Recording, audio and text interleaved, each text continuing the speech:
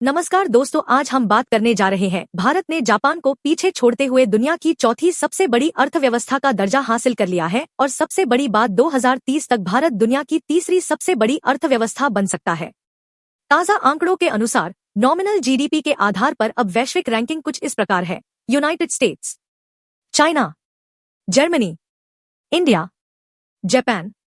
यह सिर्फ एक रैंकिंग नहीं, बल्कि भारत की आर्थिक ताकत और वैश्विक प्रभाव का संकेत है। अब सबसे अहम सवाल, भारत इतनी तेजी से आगे कैसे बढ़ा? एक मजबूत घरेलू मांग। भारत की पॉपुलेशन युवा है, खर्च करने की क्षमता बढ़ रही है और मिडिल क्लास तेजी से एक्सपैंड हो रहा है। कार्स, मोबाइल्स, हाउसेस, सर्विसेज, हर सेक्टर में डिमांड लगातार बढ़ रही है। 2. Digital revolution. UPI payments, digital banking, startup ecosystem. Bharat आज दुनिया की सबसे बड़ी डिजिटल इकोनॉमीज में से एक बन चुका है। 3. Infrastructure boom. Expressways, railways modernisation, airport, sports, smart cities. सरकार का भारी निवेश इकोनॉमी को स्ट्रॉन्ग फाउंडेशन दे रहा है। 4. Manufacturing, make in India. Mobile phones, electronics, defence और ऑटोमोबाइल्स में भारत ग्लोबल हब बनता जा रहा है। अब बात करते हैं जापान की स्लोडाउन की, जो कभी दुनिया की दूसरी सबसे बड़ी अर्थव्यवस्था हुआ करता था। एक एजिंग पॉपुलेशन। जापान की पॉपुलेशन तेजी से बूढ़ी हो रही है। काम करने वाले लोग कम, रिटायर्ड पॉपुलेशन ज्यादा। 2. Shrinking workforce. यूथ पॉपुलेशन घटने से प्रोडक्टिविटी और इनोवेशन पर असर पड़ा। 3.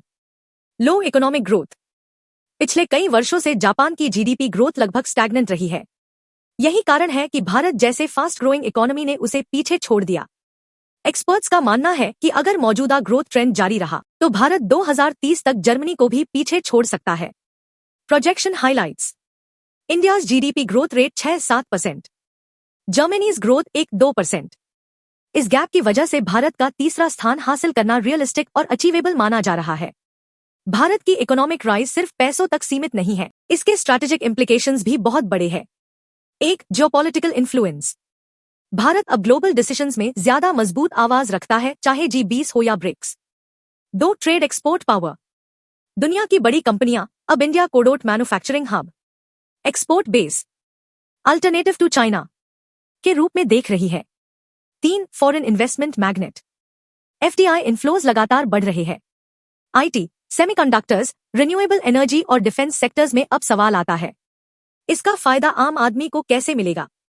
मोर जॉब्स, मैन्युफैक्चरिंग, सर्विसेज और स्टार्टअप्स में एम्प्लॉयमेंट के नए मौके। Better infrastructure, roads, trains, airports, travel और लॉजिस्टिक्स आसान।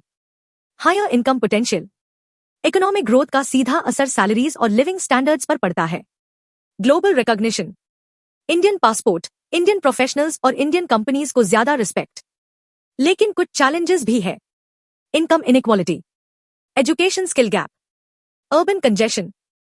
सस्टेन्ड ग्रोथ के लिए इन समस्याओं का समाधान जरूरी है। अगर रिफॉर्म्स, इंफ्रास्ट्रक्चर और इनोवेशन की यही रफ्तार बनी रही तो 2030 तक भारत दुनिया की तीसरी सबसे बड़ी अर्थव्यवस्था बन सकता है। अगर आपको यह एनालिसिस पसंद आया हो तो लाइक, शेयर और सब्सक्राइब जरूर करें।